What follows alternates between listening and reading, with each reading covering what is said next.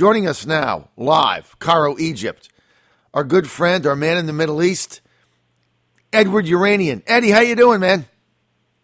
Thank you, John. I'm fine. I'm not sure how much bandwidth we have right now, so if we sort of cut or sound squeaky, that's what's happening. So far, you're good as gold, baby.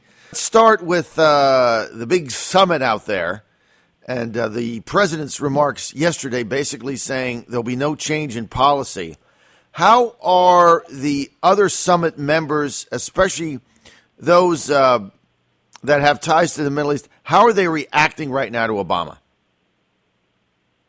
Well, the Russian president got a big response. Let's start there, because he accused people who were attending the summit of being responsible for the group, for Islamic State. He didn't name anyone specifically, but here in the Middle East, especially in Egypt, one of the countries that is often fingered in various terror operations, especially here in Egypt, as a matter of fact, is a country which was hosting the G20 summit. And the Egyptian media made no, they were fairly quick to picture President Obama sitting next to the host of the summit, the Turkish President Erdogan. So listen, why isn't the U.S. and other NATO allies embracing Russia's involvement in this conflict in their attempts to derail ISIS? I think a lot of things are going on here which are difficult to say with certainty, so I'm treading on very thin ice here, but let's put it this way. We have an active war going on with about 6 major participants in the region and several international players, if not more. And each one, there are several camps. People are on one side and people are on the other side. For instance, Egypt is on one side and the U.S. is on the other, even though they're nominally allies. Russia and the U.S. or the Obama administration are on different sides in that conflict. And each one is pulling in different directions. And this Islamic State group, as near as I can tell after watching it very closely for months and months and months, is being manipulated by various parties.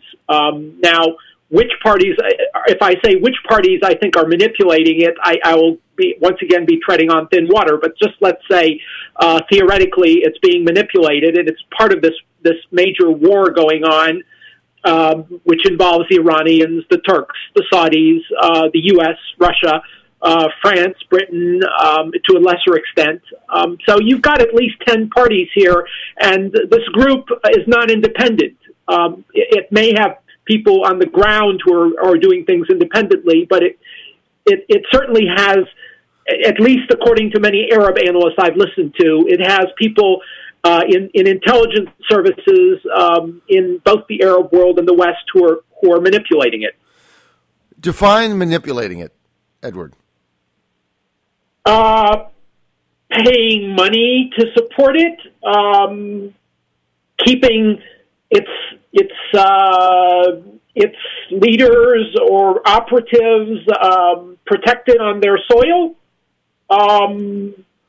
using it to attack the enemy or your opponents, your rivals, and making massive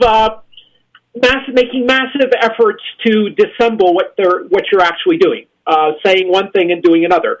And I see that coming out of several intelligence agencies, just to sow confusion.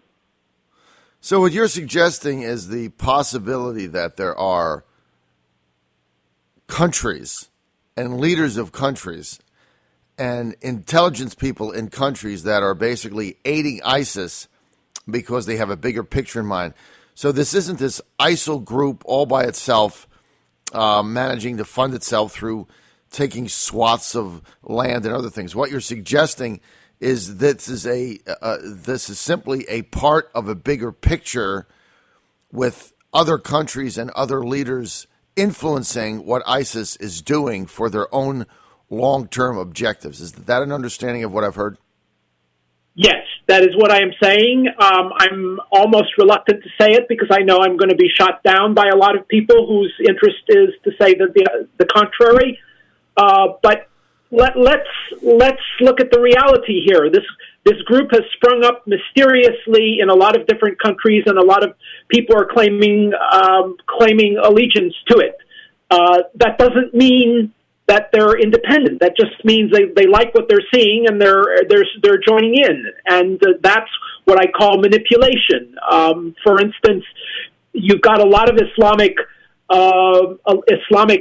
militants, Islamic extremists who like what they're seeing. I mean, I've seen reports that many people in Saudi Arabia, maybe even a majority, like what they're seeing in this Islamic State group, which doesn't mean that they're responsible for it, but they're joining in.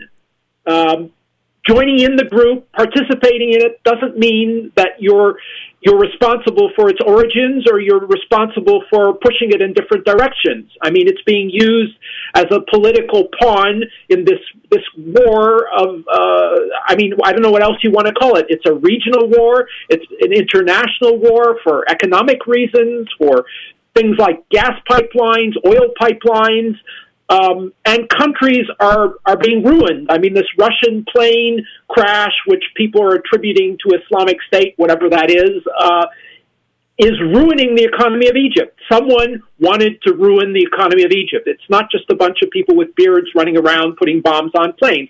Somebody had to want that to happen for economic reasons because it's ruining the economy in Egypt. So my hypothesis would be we find out today, last night, that the Russian government has confirmed that their jetliner with those 200-plus passengers on board, by the way, 25 children, they've confirmed that this was at the hands of ISIS, that it was a terrorist attack, basically a bomb on the plane. They confirmed that today. So your hypothesis would go something like this. So the Muslim Brotherhood or some other outside organization, not necessarily connected to ISIS, helps them plant a bomb on a Russian jetliner coming back from the Sinai Peninsula for vacationing Russians, not to necessarily pay back Russia for dropping bombs in Syria, but to devastate the Egyptian economy by destroying their tourism trade, which is a big piece of it, punishing them for having overthrown the Muslim Brotherhood. Could that be a potential hypothesis? Yes, I think it's a part of the hypothesis, and there are a lot of other things going on here too. I mean, take the Paris attack, which other people are tying to the Islamic State as well. I mean, this entire refugee scenario. And I will take this back to when it started in Libya, because the refugees started flowing from Libya, and Libya, the capital of Tripoli, is controlled by the Muslim Brotherhood or their pseudo government, and they, according to many Arab analysts, were funneling people into Europe. So there was obviously clear intent to create a refugee crisis. And refugee crisis, the same thing sprung up from the Turkish side of the Mediterranean, and Mr. Erdogan is also reputed to be close to the Muslim Brotherhood. So I'm tying these two refugee floods together. People in those refugee floods were obviously, at least according to the French and to the Italians, because they picked up a couple people who were terrorists as well, were placed in these refugee floods. So clear intent to overwhelm the Europeans and to place terrorists inside those flows. So that's clearly, according to many Arab analysts, being traced to the Muslim Brotherhood. So the Muslim Brotherhood, among other groups, are mixed up in this mess. So basically, it's Trump's Trojan horse. Create the crisis, yes. Create the chaos, overwhelm the authorities with so many people, creating it that you can then embed a number of terrorists within the refugee exodus, and there's so many people they can't possibly vet or control them, and then you, like the Trojan horse, like Trump says, you smuggle them in to Europe, just like we believe they're being smuggled into the United States. Is that accurate? Yes, that's accurate. And you also have the misfortune of having people who are working to support these these evildoers. People in high places in certain countries are supporting them, and they're obviously not indicating that they're working for this group or its interests. So it's impossible to pin them out or pick them out. Right, but what you're suggesting today, Edward Yeranian, the Voice of America, also with CBS News, in Cairo, Egypt, here on the John Fredericks Show, what you're suggesting is that the Islamic State could not have risen to the extent that it has without foreign help of some kind. Perhaps the Muslim Brotherhood, perhaps Iran, perhaps the Saudis, perhaps the Turks, in order to topple Assad. We don't know. But what you're saying is that it's mythical to think that they've risen to the extent that they have without outside help. Yes, they've clearly had outside help, even if we can't say with certainty which countries are part of that outside help. Various analysts in the Middle East will point to this country and that country and the third country, but clearly they've had outside help, yes. So what should we do? What, in your opinion, should the United States do? I think it's a very difficult equation because we need to stop being overwhelmed like the European countries are. Osama bin Laden said, and I won't tie him to the group, but this is just his philosophy, that he wants to ruin the West economically, ruin the United States economically. Don't let yourself get ruined economically. Don't squander troops, billions of dollars sending troops to places you don't need to send them, and don't allow yourself to be overwhelmed with so many refugees you can't keep track of them. That is part of the game, to ruin the West economically.